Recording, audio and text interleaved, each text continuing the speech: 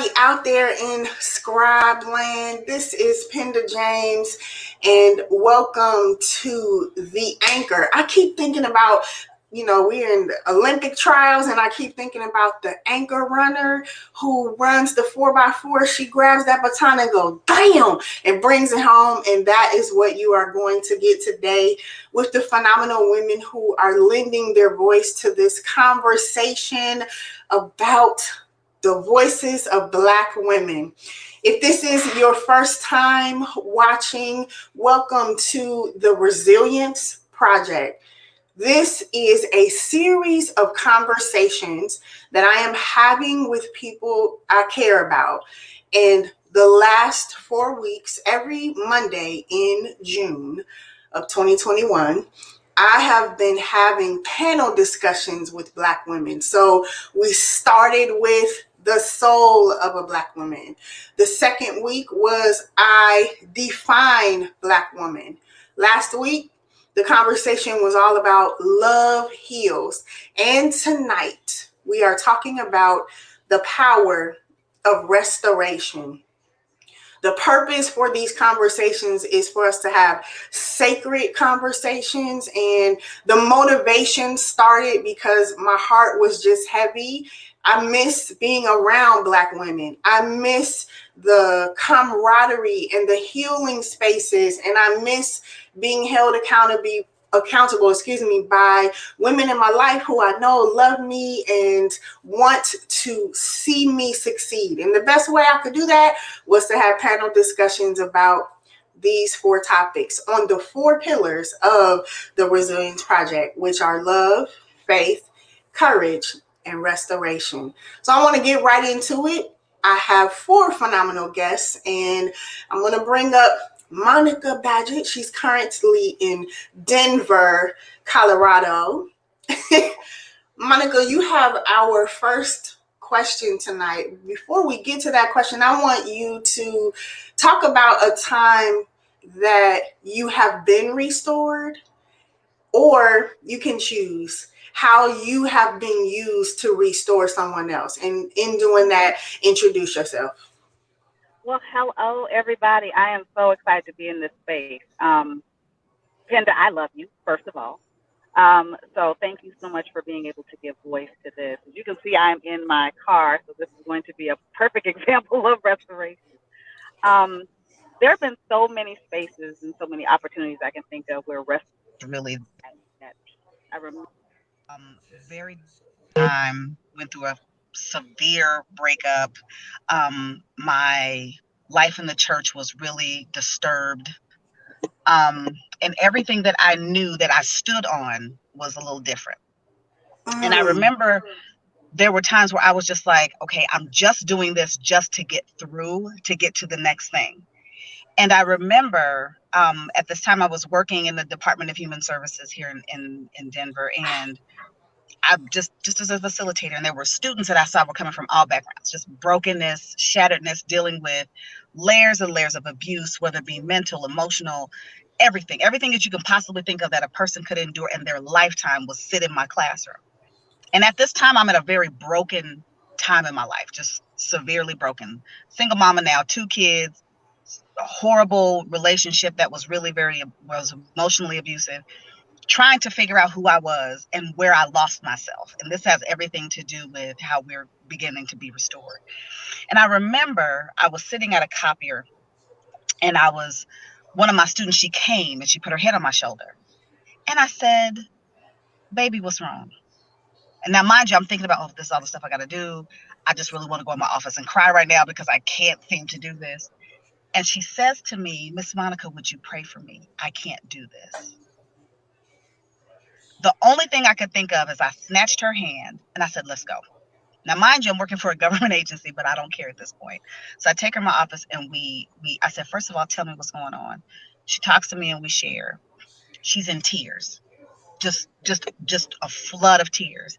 And I remember that in that moment, it wasn't a time for me to cry with her, but it was a time for me to be able to hold her tears. And that's a whole thing about restoration that's powerful.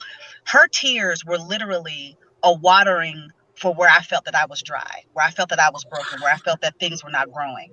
And so as she began to cry, that thing started to, I'm about to cry because this thing is amazing.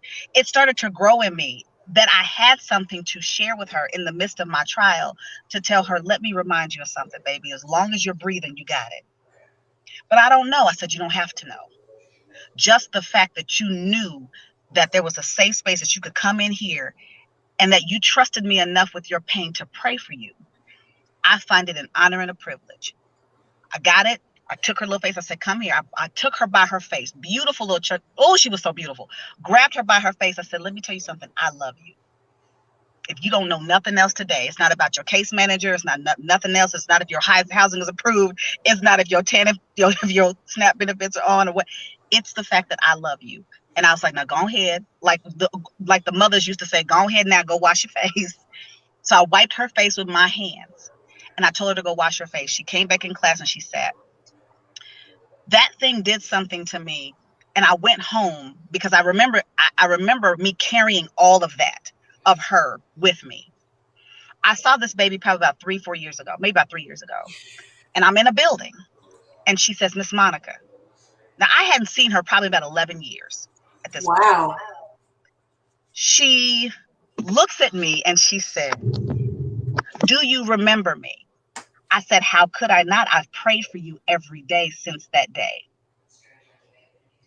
She starts crying as though these tears are fresh. And she says, I can't tell you what you did for me that day, but you loved me when I didn't love myself. And I can just tell you thank you. We're sitting here. I'm getting ready to go into a meeting. I'm a whole mess at this point. I'm a whole mess. And really realizing that in the midst of restoration literally, as we get into the definition, it's an ongoing process of being restored. It is not a goal. I'm going to be restored. No, baby, it's a journey. And it happens daily. It happens moment by moment. It literally happens as you're breathing. As I'm talking to you all and right now in this space, I'm being restored in ways that I can't even understand, but I am being restored because it's a beautiful thing when we can do the pour out. But the restoration is when we get poured back in and that thing begins to flourish and it begins to breathe new life into it. So as we begin to breathe new life, that's where the restoration starts. It starts when you hear, I love you. It starts when you hear, I'm sorry. It starts when you say, I missed it. It starts when you say, whew, I did it, but if you did this. And so it literally is those moments to where we are constantly in a restoration state every single day, whether it be through, I had COVID severely last year to the point of almost death. It was pretty severe. Laying on my deathbed, having to figure like, oh my, I'm going to have to go to rehab because I can't walk. I can't breathe on my own. Am I going to have to be on a respirator? And that wasn't it. But it was a constant, even then, a constant state of realizing that every time I took a breath, as hard as it was, my lungs were being restored back into their original state. That COVID that still sat at the core of my lungs, and my lungs are pretty scarred up because of it.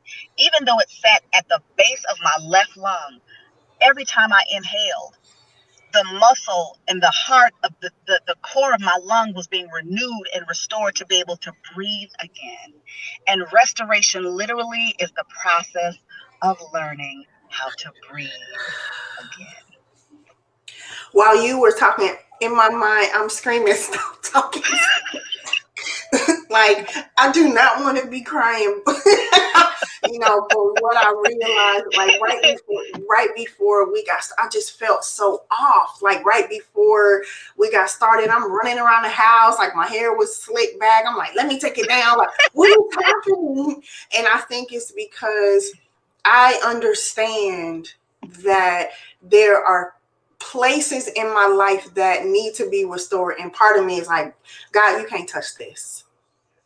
And many times, I didn't talk about like how we met, we've done lots of ministry work together, in restoring and healing and grooming. And we saw Monet commenting, and Latifa, she's going to join us later. She made a comment like she relates so much to your story. I think you kicking this off, you've always been the mother kind of, like, come here, baby. Like, come here, baby. Let me just talk to you. Just lay your head on my shoulder. Let me just give you a safe place so that you can be. And in that safe place, I'm gonna walk with you so you can stand up straight again.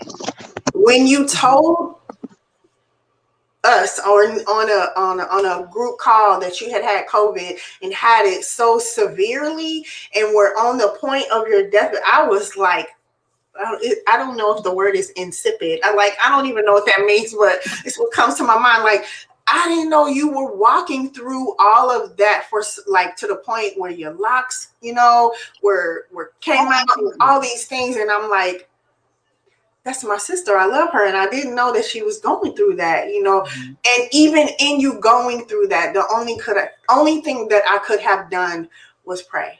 So I am grateful as I sit here right now and look at you, Monica, that you were restored. So amazing. I hope that those of you who are watching or who will come back and watch the replay, that you will tag your friends, you will share, continue to comment. This is a conversation for all of us, not just these of us who are in this group right now, the panelists who are talking. This is for all of us. How have you been restored? What has been restored in your life? And what do you want people to know about restoration?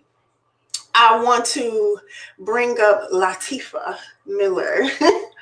Latifa was a previous guest on the Resilience Project. We actually probably need to record your conversation again. I have balance was your declaration. And I go back and listen to it sometimes and I'm like, we need to do it again, just because I think there's so much more that you can share. And I wanted you to lend your voice to this conversation about restoration from the place of, we had a very, very powerful conversation about being a woman who sees women and sometimes knowing you have to step back. Whew, that really struck me. And your question, Latifa, as you explain yourself, I want to know how has restoration been a thread throughout your life? So if you can answer that first as part of your explanation or introduction, and then I'll ask you your question. Absolutely. It is an honor to be here. Thank you so much, Penda. Thank you for continuing to do this work and to be obedient to the calling and change lives. I am Latifa Miller. I am the founder of Daughters of Zion, which is an enrichment program for girls. And the reason why I stated that I could relate so much to some of what Monica was saying, because it was the draw of girls on me that pulled me through. Had a very similar situation in the middle of worship in a rather large church.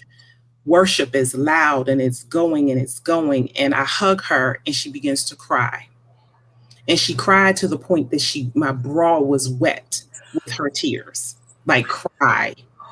And I'm in my early 20s. I'm holding this baby like, where's your mom? Where's your sister? Where are your people? Because you need somebody. And they were there. She came from a family of strong women. So this wasn't at risk, unsupported, troubled kid. This was a solid young lady. And she was broken. And she came to me. And, she shared her story and what was wrong with her. And she was afraid to tell her mother what she had experienced. And her mom looked at me a couple of times and could tell, like, what's going on with my baby? Why is what's going on? So eventually I ushered her mother over. And I let her know it was okay. It's okay. You can tell your mom. Your mom has your back. Like, this won't be you getting in trouble. This won't be the end of you. You can tell your mother. And literally, I sat there and I put my back to her back and she leaned on my back. And I had my elbows with her as she told her mother what her truth was. And that was the beginning of Daughters of Zion for me, and how I began this work with these girls. And so for me, restoration is a process, but it's ongoing. It never stops. Not if you're growing, if you're thriving, if you're working through it. Restoration doesn't stop. When restoration isn't happening, that's typically when you see someone who is stuck. Think of restoration like a well that's dry, like a desert. And restoration is the water, filling it back up, rejuvenating it, restoring it, giving it life again. And it's something that we as Black women don't always feel like we have the right to access, but it's the very thing that we need to breathe. The thing that I hear tonight is that restoration is an ongoing process.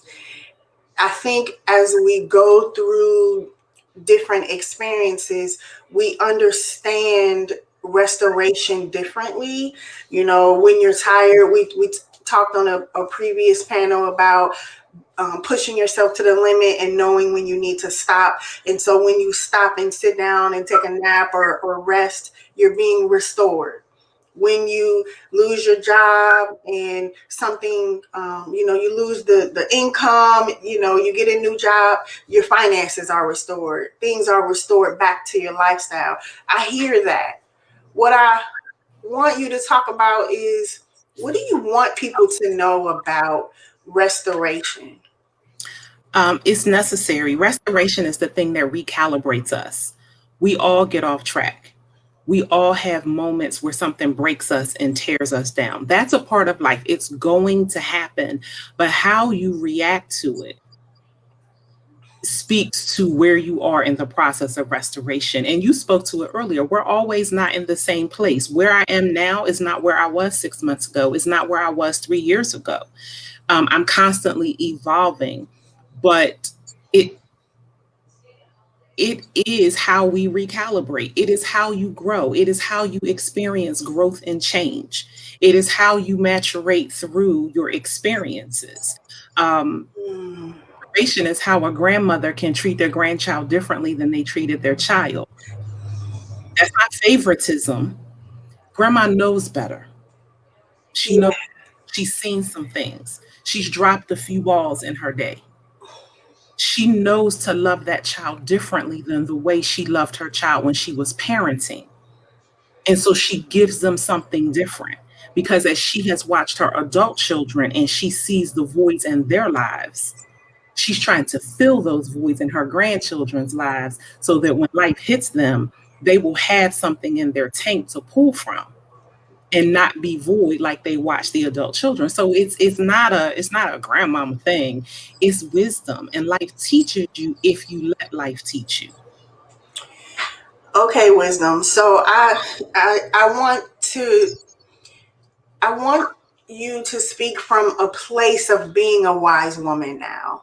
It's something that you have learned about restoration and restoring others and being restored by God. And what do you want the listeners to do differently? I want us to put our guards down. I want us to know that it's okay to be vulnerable. So it's okay to cry out. It's okay to reach out to your sister. It's okay to go to the altar and stay as long as you need to be at the altar. You know how you feel like everybody looking at me now, I should probably get up. No, if you're not feeling what you need to feel, if you've not been fulfilled by the Father, stay on that altar. They can step over you if they need to step over you. So being determined to do that work, to be filled up. And so I want women to know we don't need to be afraid. We all have those women in our lives who are elders at this point. And there's some that you look at and you're like, she's wise. She's been through some things. She's learned some things. I can learn some things from her. And then there's others that are still mean, and they're still cold, and they're still broken, and they're still caught up in the cycles, and they're still inflicting pain on other people because they didn't yield to the process and they didn't allow themselves to be restored. And sometimes there's other factors that have come into play. Mental health has come into play, addictions have come into play, but that's when you're leaning on those vices instead of leaning on the Father to let him in and let him heal. And I only know it because I've bumped my own head. The difference for me was the people who showed me grace. and continue to push me towards healing. The first lady of my church, Elder Lisa Clay, I will never forget. We were in a conference room having a meeting. I think the meeting was about chicken dinners or something. This meeting was super spiritual. And I made a comment. I don't even remember the comment. We were just talking. And she said, "That's it." And so, of course, we all looked at her and she said, "I've been praying to God for years to break you." And I was offended. I was like, "What? You?" And she said, "You were hard. You were hard. And I needed God to break you so you could walk in your purpose. You can't live your purpose hard and uptight with your walls up." And I just looked at her and there was a part of me that was mad, like, you was praying these prayers for me to be going through what I'm going through? A part of me deeper that said she had the confidence to pray the truth. She didn't give a warm and fuzzy prayer. She was real with God. God, break her down. Break her down so she can yield to you, because when she does, she will be free. And when she's free, she can walk in her calling. When she's free, she can bring other people through this process. But until she gets free, she can't take nobody to freedom. And I didn't understand it then that easily. My son easily was in preschool. He'll be 21. So that's years ago when she said that to me. But I have these moments where I can look back and I can reflect, specifically when I see a woman walking in her brokenness, unwilling to change. And I then begin to pray for God to break her. That struck me hard, that we want God to break us so that we can walk in our purpose. Ooh, that's good. Stay here. I'm gonna bring you back. Yes, ma'am. Thank you so much for these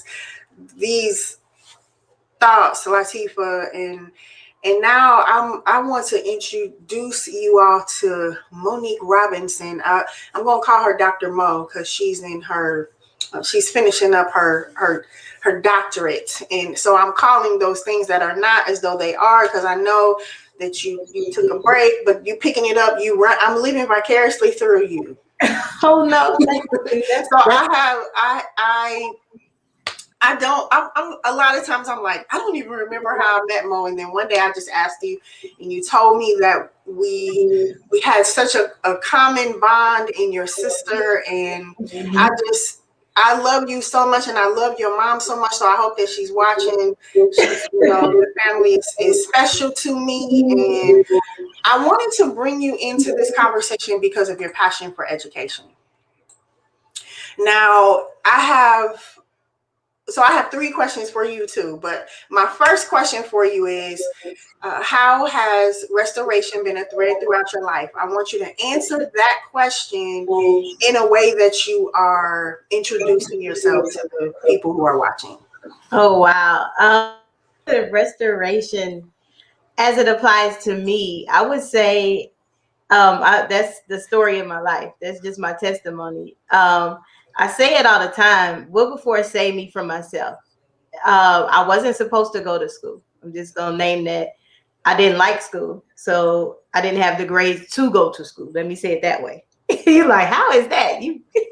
But that's where I was. Like I graduated high school just being real transparent with a 1.9. So my test scores wasn't even that good. My voice is what got me to stay at Wilberforce, and because my parents are alum and they took a chance on me, which I'm glad, because it changed my whole mindset. And just to be restored, to be on campus with people that are pushing you and professors that believe in you. So that was the restoration 1.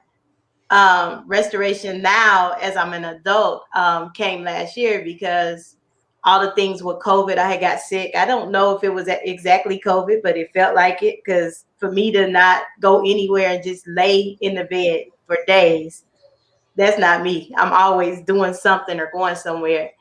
And for me to lay and have, the school I was employed with at that time, they was like, hey, we have, ran our course. And I think the feeling was mutual. And, instead of sitting there crying and wallowing, and I was like, you know what? God make a way, and that's why people are like, well, how did your nonprofit get to be what it is? How are you partnering with all these HBCUs? It's God. Had I not, if I would have just reacted a different way, or, how sometimes we can be categorized as angry Black women with stuff and react the wrong way. And I just reached out and started praying. Okay, God, what you want me to do? He said, what happened to your dream, your nonprofit? And I was like, God, I'm in Texas. I don't know anybody like that. I don't have any family here. What happened to your nonprofit? So I just stepped out on faith, filed my paperwork, start getting people, acclimated to knowing about HBCUs. And like, here you stand now. I have students who are going to college this fall, full rides. I was like, okay, this is nothing but God. It is not me by far. And I felt restored because I'm in my purpose. I'm happier now. I'm not just doing different things. Like, even, I got many stories about restoration. My weight, I was up to 300 and something pounds. And all of that weight, has come off because I'm not stressing in a stressful environment. I'm able to work in my purpose, and I truly depend on God for it. It's not like a Monique show or anything. It's strictly God. And you see that. So those are my different ways of restoration. I mean, but a lot, just listen to other people. I was like, let me dry up. She about to come. Because I felt a lot of their stories. From restoration comes growth. So, now I take a step back. Okay, they didn't like it this time. Let me take a step back, retry, regroup, and move on.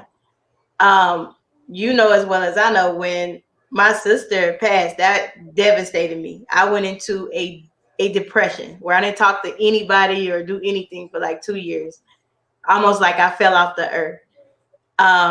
And I still go back to, I was teaching kinder at that time, and some kindergartners had told me, like, I would go to work and just cry, literally. Like, and some kindergartners at that time had told me, what are you crying for? We want our happy teacher back,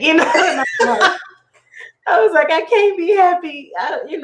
My sister, Yeah. And that's why I tell people, if you have siblings, make it right. Don't be in the position I did. A lot of people didn't know Keisha. We were opposites, complete opposites. She was outgoing. I was like, I don't want to be bothered. She knew everybody. You can't go anywhere without people not knowing her. Make it right with your sibling before it's too late. I told my sister I love you, and she passed in my hands. I wouldn't want that for anybody. And I'm able to talk about it now because I'm like, it's been some years, but it still hurts in September. And so I'm like, okay, I'm growing this year. I'm doing good this year. So a lot of people don't know that. That's why I wear pink. Pink was Keisha's favorite color. So anytime, I miss her or something, or I need to do something, I'm like, okay, I'll put on pink on. That way I have a little bit more faith. I mean, because you never get over it. I mean, I'm not going to sit there and lie to someone. You never, losing a sibling, you never get over it. You don't. But this was her passion. Keisha loved kids. Keisha loved education. She always wanted to go to school. So why not do something that's making her happy and me happy at the same time? So that's why I honor her. Mm-hmm. So that's my second question is not on the. It's you didn't prepare for it. I'll just say it that way. I've been thinking a lot about who I thought I was supposed to be, mm-hmm. and what I'm doing now. How they don't look alike. And so sometimes I feel like I'm not doing what I'm supposed to be doing because it doesn't look like what I thought it was supposed to look like. I thought that's why I'm saying I'm living vicariously through you, because when I was at Wilberforce, I don't know if you knew Dr. Grisby, but he used to call me Dr. Horton.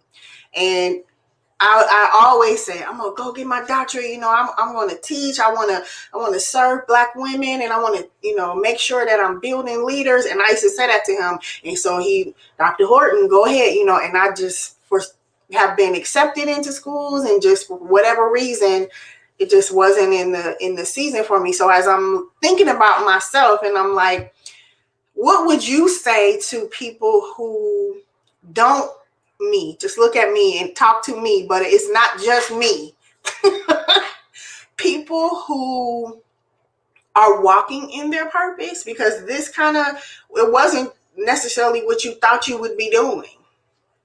And you're walking in your purpose, and in walking in your purpose, you're changing lives, you're exposing young people to education. So what would you say to somebody who feels like they're not where they're supposed to be? How would you restore them back to the confidence?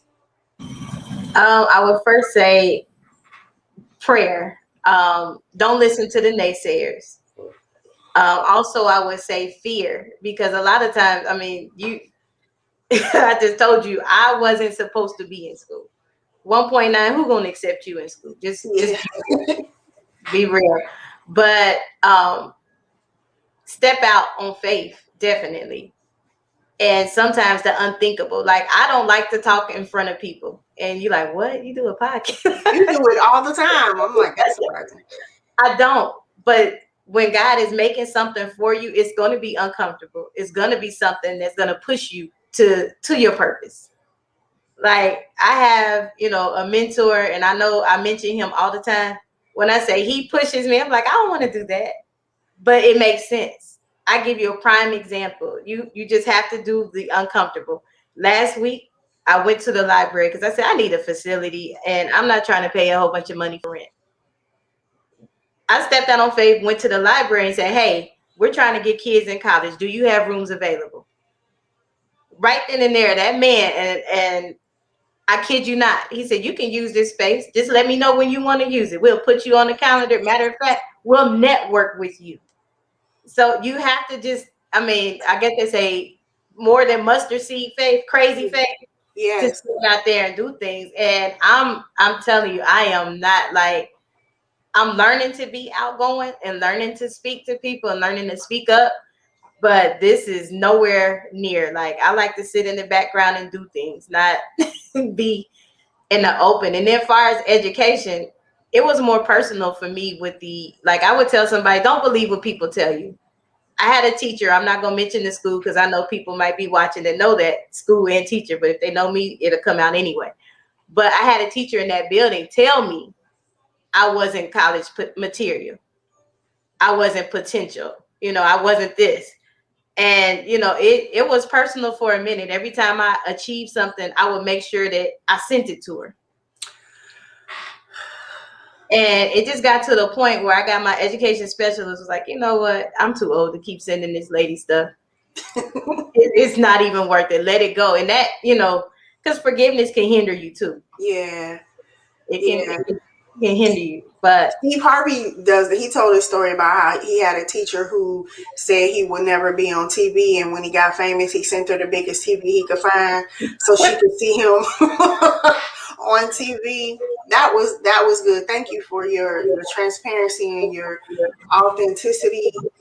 I want you, from your passion with education, can you talk about how we as a Black community can create a legacy of restoration together? From an educational standpoint, I would say we need to be educated ourselves in the laws, in the procedures and things that go on in school. I know most people have, been homeschooling or virtual schooling this year, but as we go back as African American parents, like my parents were always involved, but they're educators. But that would restore that, because it's a lot of things that go on in school that as parents they're not aware of. You don't know how the teachers are talking to your kids, especially here. And then, as I used to just saying, as I used to work in the special education realm, and many years ago, I would be upset that our parents didn't understand and they just signing things away. So we can restore that by teaching them what are the special education laws.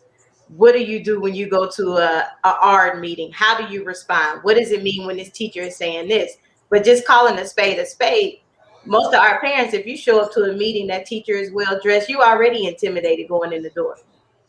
So they're not going to want to stay there. They're not going to want to talk to you long because the language and the vocabulary is different. And if we, you know, as a community would say, hey, we're going to do this workshop and we're going to teach these parents how to respond when they go to this meeting, so their scholars are set up for success.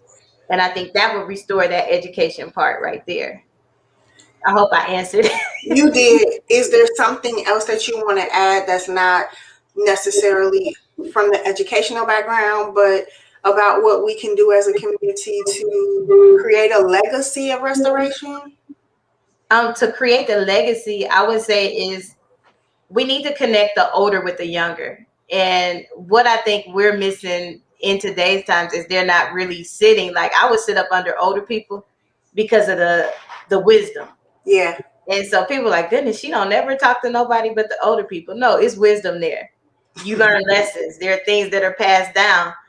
And I guess nowadays kids are like, oh no, I don't want to talk to them. I just, you know, Google it or whatever. But it's wisdom in old people. A lot, elderly. Let me say older people. Yeah, and the senior saints. Senior saints. And like, I won't get in trouble. But, and that's what I would do. Like at, you know, my church at home, but up there, we had a lot of knowledgeable senior saints. They're still there. Some of them have gone on to glory, and I'm sad about it. Like one thing I always say is I wish that Mr. Alvin Freeman could see the things that I'm doing now. Like, he would talk to us in Sunday school, prepare us how to, you know, act if we're ever going to speak in front of a crowd and go against an issue. And I was like, oh man, you know. So through this season, I'm like, when I go home, a lot of people not gonna be there that I wish I could have given them their flowers while they were alive. That's good, Dr. Mo. That is good. So I wanna bring everybody back. If you all have something that you want to lend your voice to, a question that I didn't ask you specifically that you want to say something about, or if there's something that's on your heart that you want to say about restoration, now is the time. I think Dr. Mo tapped into something, and it's that principle of giving the flowers while folks are alive. A lot of times we admire each other for various things. We see a stranger doing something helpful. All types of opportunities exist for us to pour into other people. And I think we need to be more present and take more opportunities to do that. Send letters to people. I've been thinking about you. Send small gifts. Just doing things to restore people, to be that one person on that one day that said that one thing that made that difference. And the ability of doing that. And sometimes, you know, we get a little too busy. We don't think we're going to make a difference. We diminish our own value. But if it crossed your mind to say that was a good thing, then open your mouth and say that was a good thing. Put that out there in the atmosphere because somebody needs to hear it. There's so many amazing, dynamic, powerful forces to be reckoned with in Black women. And we need to unite better amongst ourselves. And we need to put that out there for the women behind us, so that they see what it looks like. We know what our grandmothers were. Yeah. Might not have that, but we have it. We still have those memories. We can be that and create those memories for those little girls and little boys that are going to be our future. So that touched me when you said give people their flowers. I mean, it's kind of, you know, like a thing that people say, but the heart behind that is powerful. And I think it restores, it recreates something that we know was of value that we can leave behind. And I think that what you said wasn't what it's so poignant is that it's a seed sowing process.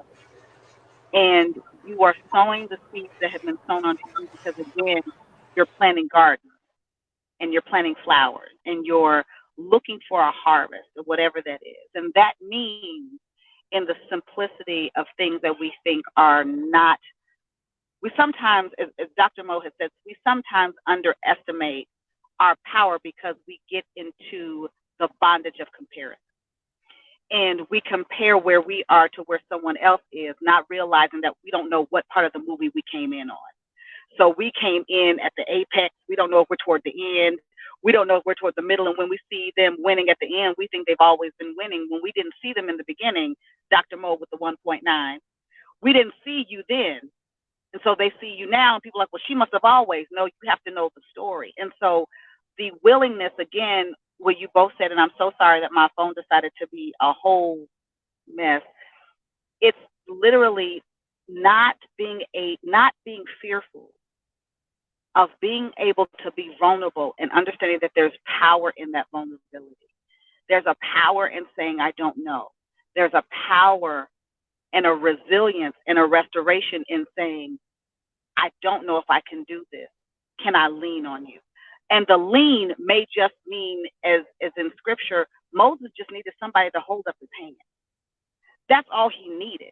When the hands were raised, they would win. When his hands were lowered, they were fall. And so sometimes we don't know that we're losing because we don't have enough people holding up our hands, holding up our arms, because we get weary and we're trying to hold up our own arms with the other arm, and that arm is already tired too.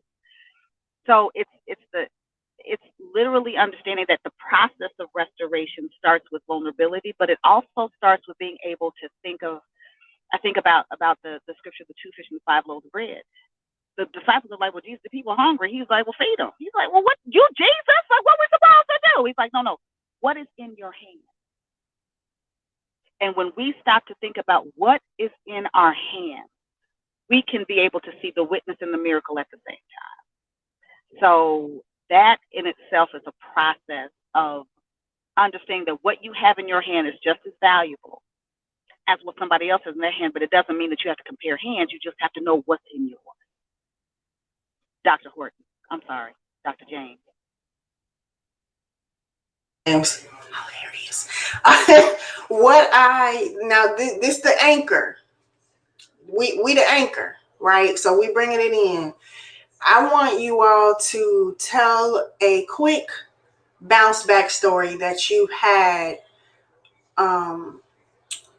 that will show the viewers about your resilience,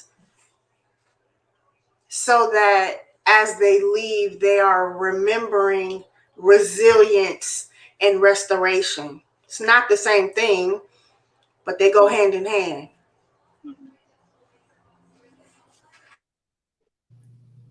For me, it is, I grew up, my mother and I spoke different love languages. And my mother was a single mother, and she worked really hard to provide for me. And therefore, there was a lot of nurturing that I didn't receive. But God was good because I had an auntie and I had a grandmother who nurtured me.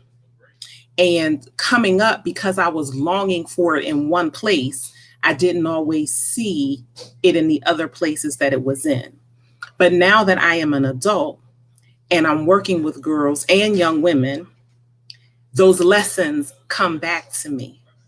They come back to me, and I'm recognizing that while it wasn't in the shape and the form that I wanted it in, and at that time may have needed it in, God still gave it to me. And as I was willing to open my eyes, he was able to show me, yeah, it's over here. Yeah, this is over here on this shelf. And this is over here in this book on chapter 2. And no, it wasn't a real book or a real shelf, but those nuggets had been deposited in my life the whole time. And there were so many things that I got from my grandmother. My mom did not believe in going to church because she had some church hurt. And so she was totally against it. My grandmother lived in another state. She would cross the state line to pick me up and take me to Sunday school around the corner from my house, because she knew that my faith was going to be the thing that was going to sustain me when I didn't have anything else. I didn't know that then, but she knew it. So those are kind of those lessons where everything you need, you really do have. And when scripture said God prepares you today for what you're going to face tomorrow, it is the truth, but you have to be open to look for those answers. They might not be right there, but as Monica said, what's in your hands? What's in your hands? What do you have and what can you do? And those are the things that I have learned to be my stepping stones, to be that light into my feet, to make sure that I keep it moving and keep it going. And yeah, is it hard sometimes? Yep. Will you have doubters? Yes. Will you have stinking thinking? Yep. Will sometimes you be the one saying, I can't do that? Absolutely. But can you? Yes. Will you? Yes. Is it your purpose and your calling? And will you be resilient enough to press through? Absolutely.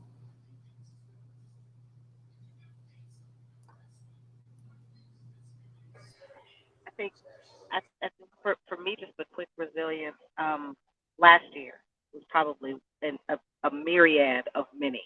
My father died in January. We buried him in February. I got COVID in March. Scared to figure out what am I going to do? How am I going to do this? And everything, because I am known, and this goes back to our restoration, to not taking care of myself, making sure that everyone else around me is okay and we're good. But when the captain of the army goes down, what are the soldiers gonna do? And I call my son my main recruit, my first recruit, immediately went into nurse mode. Had it not been for him, and if he would have gone back to school, it would have been, this would have been a different conversation. I wouldn't be here to be able to share. But I remember all of that. And in between that, between August of last year and February of this year, I lost 3 of my line sisters and 3 other girlfriends. Grief on top of grief on top of grief. Constant, constant, constant. On top of the grief from losing my daddy. On top of the grief of trying to figure out why my body still doesn't want to work the way it's supposed to. Still trying to figure out why my hair was falling out and hitting the ground and saying, oh, okay, I guess I'm just going to wear afro again. Okay. And then getting to 2021 and realizing that 2021 was also her cousin of 2020. I realized that in then, it was the push. It was the get up. It was rediscovering the power of who God was, is, and will be. The fact of having him tell me, what is in your hand? I see you. And sometimes that restoration is just being able to be seen. Just being able to say, I see you, I'm here. It didn't have anything else to do with all of the great stuff that I did before, because I was at a point where I didn't believe that anything that I did actually mattered, because my life was almost required of me.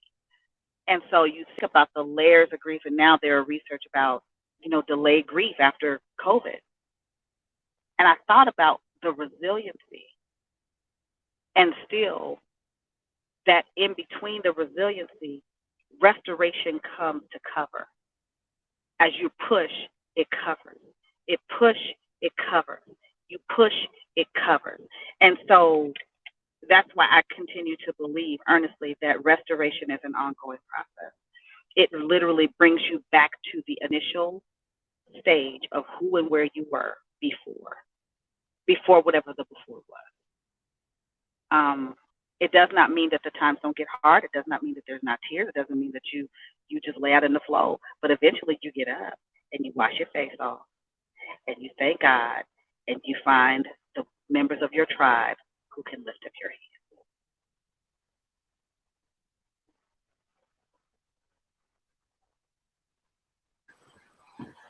I guess for me, it's kind of hard to say anything after both of you all have similar answers that I would give, and I'm sitting there like, yeah, you need that. And I guess the only thing that I could, contribute is what has made me is the fight. It's like, I'm not, devil, you're not gonna win. Period. When I got the news from the school, and I could have been devastated, but I said, you know what, God, what do you want me to do? How can I serve this? And from that point on, like literally, I was in different publications. I know that's nobody but God. I'm talking in front of people. And sometimes if I feel like I talk too fast, so I don't like to talk in front of people a lot of times. And it just stir up that gift. And you always hear people say your gift will make room for you. It's been positions that they have told me, oh, you know what, you're overqualified. you know what, you had this much education, but it stirred up that gift and my purpose to put somewhere else. And so this whole year, that's just been my thing. Look, if it's stressful, I'm not doing it, because I will never want to lay in my bed for 30 days again. I'm not going to be that sick. I'm not going to allow myself to be that sick. And I know it's like I keep saying, it's nobody but God that made me rather be that bold and that, okay, I'm restoring this, keep it moving.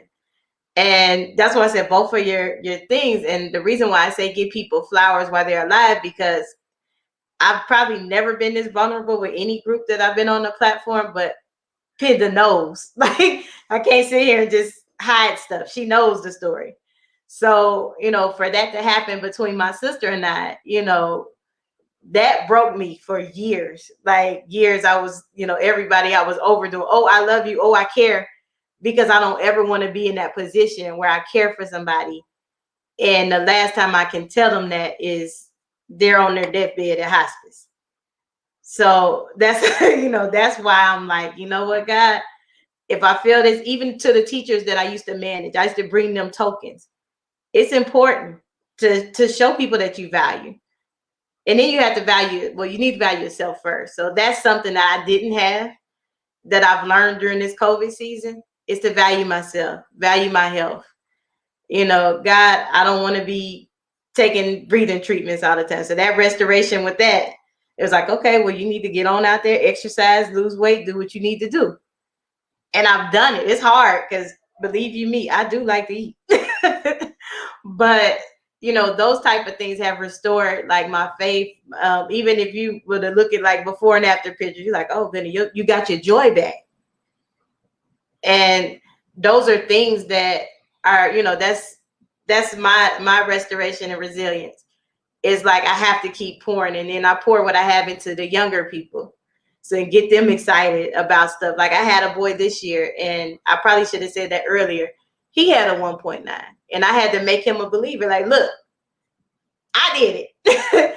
He was like, but you, Miss Mo, you getting your doctorate, you got about 1,000 degrees behind your name. I said, it means nothing. I've been where you are. And, I had to pull up my high school transcript to prove it to him. And that gave me, that just made me feel like, okay, you know what? It's okay to share your story with the kids. You don't have to hide and act like you've always been here. My master's and my EDS are honors, and for me, I look at that, I'm like, Jesus, that blood, sweat, and tears, and many nights of crying, because I always thought I didn't deserve a seat at the table. And so for me to get to a point where people are inviting me places and doing stuff, I'm like, oh my goodness, this must just be Keisha's spirit, because this ain't me. But I thank God for it and embrace it, because I'm sorry, Pen, am I going too long? Okay. I embrace it because my last encounter when my sister was living is that people were so worried about how and why she died, instead of looking at the big picture of, okay, this is a young person. She has AIDS. How can we help? And so even going in the standpoint of the church we were at, there were some people, and that's where I said forgiveness. God has worked on me with that, because it was a time where I didn't forgive any of them. Like I would look at them, I would go in the church and just be so angry. And, I've even overcame that. Like last time I went home, I even hugged some of them and told them I forgave them. Even to the point where some of her friends who didn't reach out while she was sick, and they've been, I've forgiven them, because I don't want to continue to block the blessings that are coming to me, or continue thinking that mindset. If we're going to work together and I'm helping, I need to clean my slate too. I have to practice what I preach. So that's my resilience. My story of resilience I have told over the last 70 some odd discussions, and my goal is to get to 100. I think in the seat where I'm sitting today, it's so ironic, Dr. Mo, that you talk about, you have one sister, and you say make it right. I have one biological sister, and I our love languages are different. I'm gonna go the way that you said, Latifa, and so it's hard to communicate, because when we communicate, our love doesn't meet in the middle the way that we're trying to communicate. And I often wonder, like, how can I do this work with Black women and restoring Black women and helping them to tell their stories? And it's hard for me to sit with my legs crossed, eye to eye with my own biological sister and help her tell her story from a place of peace and healing. And I struggle with that all the time. Like every week, this month, I've been like, oh, how can I do this? I'm a phony, you know. And what I have learned is that the more I do the work on me, and the more that I unpack and really am deeply honest with me. Like sometimes I can be a mess, and sometimes I can jump to conclusions. And I went to a very judgmental church, and I learned how to be really, really judgmental from the time I was 17 up until I was like 25. I don't know. I was just super judgmental about everything and everybody, because I thought that that's how it was supposed to be. And when we talk about the power in restoration, where I'm resting today is that I know there's power in it. And I used earlier the example of, you know how when your power goes out, you're waiting for it. You like, when the power comes back on, I'm gonna be able to plug my phone in and I can watch my show, I can do all these things. But you never know when the power is going to be restored. They don't tell you at 7:58 on Monday, we're gonna turn your power on. Behind the scenes, there's a crew working on the power. And on the downed power lines, they're doing their part to restore the lines and to strip it up and do all these things and put them back up in there. And it takes time for the power to come back on. And all you know how to do is breathe a sigh of relief when the power is restored. I guess that's how I want to end today. Is that my hope for this 4-part series with all of you. Thank you so much, Monica. I know you're gonna come back and watch the replay. Thank you for being here, even though you are 2 hours behind us and your phone was acting crazy. Thank you for telling your story of restoration, Dr. Mo. You see, we all called you Dr. Mo. And Latifa, what can I say? There's nothing that I can say.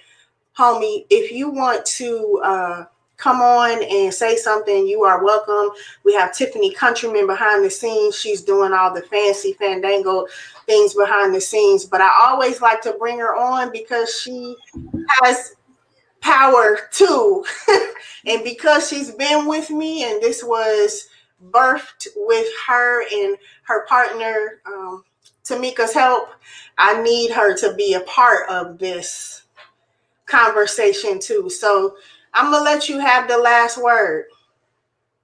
I'm gonna let you have the last word. You've been here. Oh Lord, you've been here and you've been a part of every single conversation. You know my heart as to why I wanted to feature the voices of Black women. So I want you to just give us a quick conclusion to it all from somebody who's been here walking with me and holding my arms up as we've talked.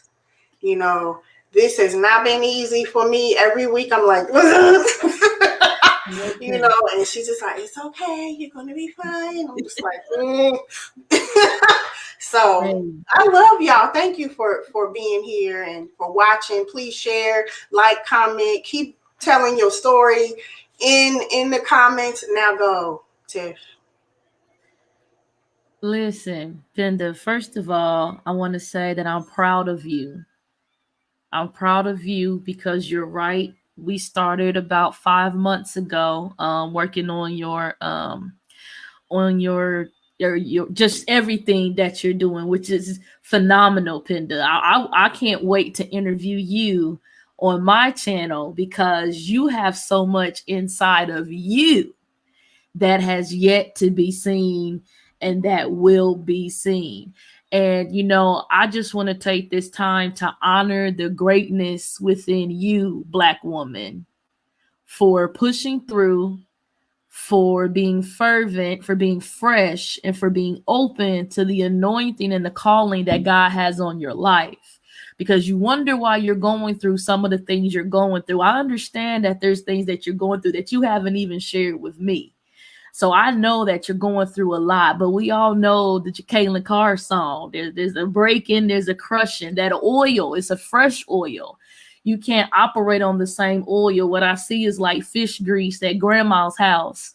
You know how they used to put it in the little can in the middle of the stove? Man, our house should have blew up. Wasn't it the grace of God that kept us, huh?